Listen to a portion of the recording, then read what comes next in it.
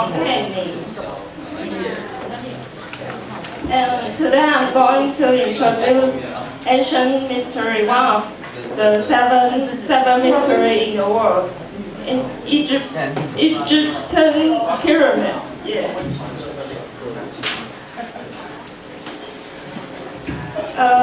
You all know the pyramid is a structure where the outer surface are triangular, 三角形的, and they are gathered at a point, like this, gathered at a point. And a pyramid also can be any polygon 是多边形, polygon shape, and meaning a pyramid is at least three surfaces. The square pyramid with square base and 4 triangular outer surfaces is a common version.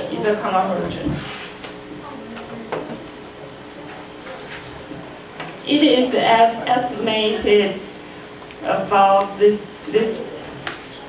number, 2,030,000 blocks of stone, and each stone is 2.5 tons and some up to 15 tons. It's very heavy stones, and size measure 130 meters in length, tall.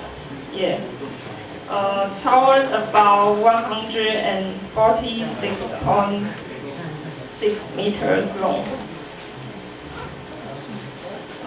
It is now a little shorter, owing to the outer casing have been removed to build many of Cairo's buildings during the Middle Ages.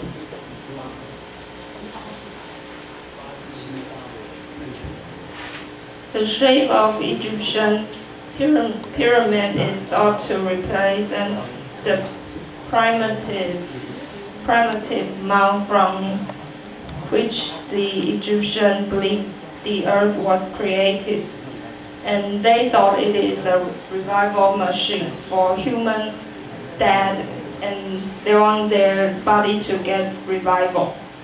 And also, they think it's a gateway to heaven. And the most important is its tombs for Pharaoh. Pharaoh 是法老 Pharaoh's soul.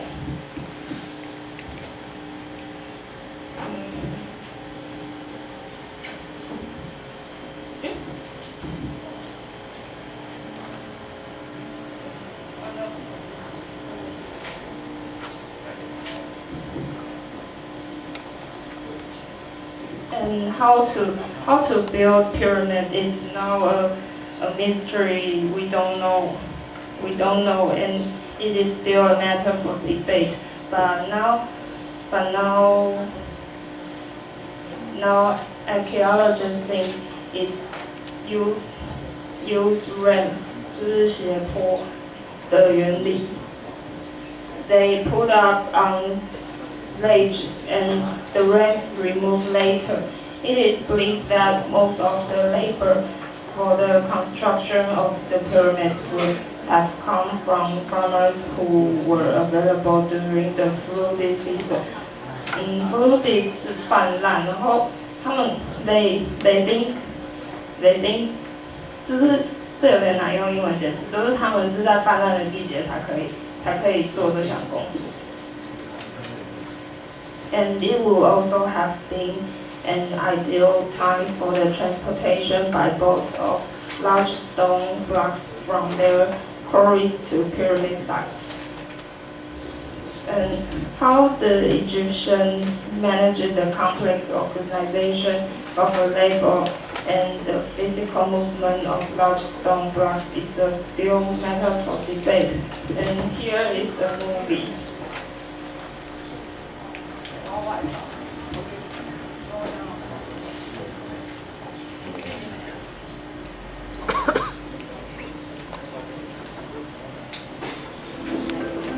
'Jean-Pierre approached the mystery of the Great Pyramid with an architect's eye.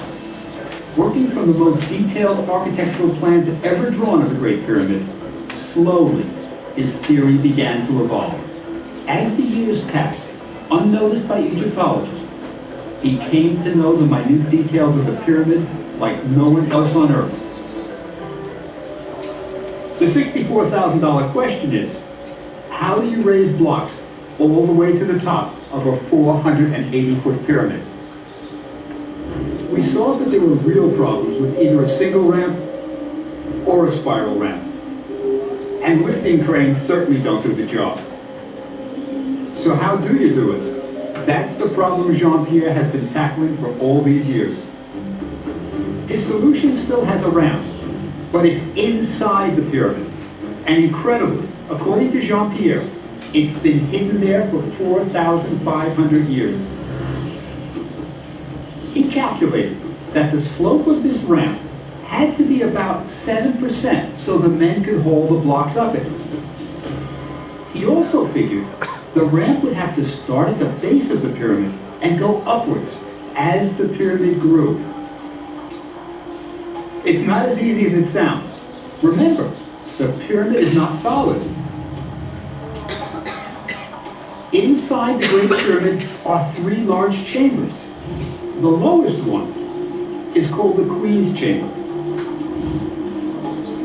Above it is a mysterious room called the Grand Gallery. And on top of all that is the King's Burial Chamber. All 3 chambers are connected by passageways. Is it possible to have a ramp snaking up through the pyramid that doesn't run into one of these chambers or passageways?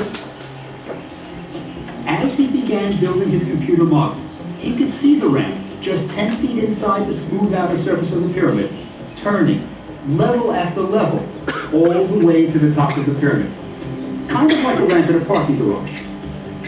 Amazingly, Jean-Pierre's ramp never hit any of the chambers or passageways inside the Great Pyramid. For the first time in history, a structural 3D model of the Great Pyramid had been built to test a theory. Jean-Pierre knew the internal ramp was a real possibility. But he still had problems to solve. How to turn the blocks around the corners of the ramp. You see, the men hauling the blocks need a place to stand in front of the blocks.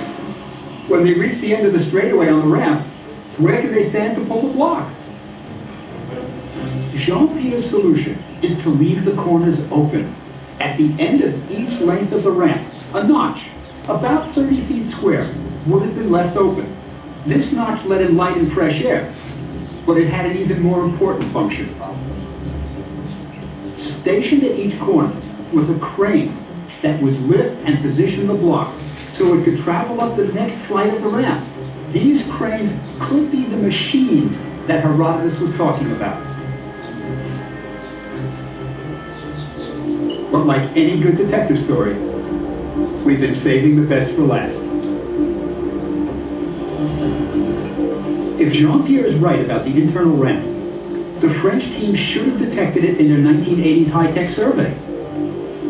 In the French team's published report, there is no diagram of an internal ramp.